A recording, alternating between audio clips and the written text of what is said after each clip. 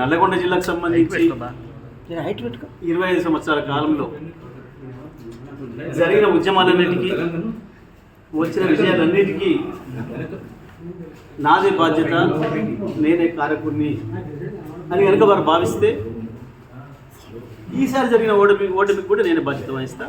నాకేం భయం లేదు. తప్పకుండా గెలుపు మాత్రమే నాది, ఓటమి నాది కాదని పాల్పోయేవాడిని కాదు. నేను గెలుపుకు నేనే బాధ్యత అయినప్పుడు ఓటమి కూడా నేనే బాధ్యతని, ఓటమికి నేనే బాధ్యత అయినప్పుడు గెలుపు కూడా నేనే బాధ్యతని.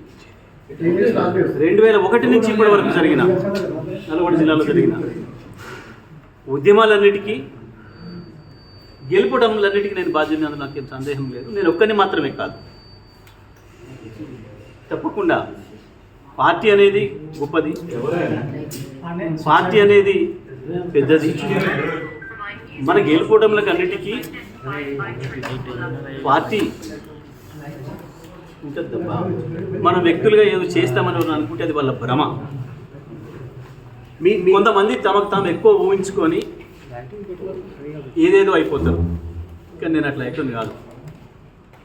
నేను పార్టీ సైనికుడిని, పార్టీలో క్రమశిక్షణ గల సైనికుల్ని 25 ఏళ్ళుగా. ఆ విషయం కేసీఆర్ గారే ఎన్నో సందర్భాల్లో చెప్పారు, మీ అందరికి సాక్షి. కేసీఆర్ గారిని ఈ మధ్యకాలంలో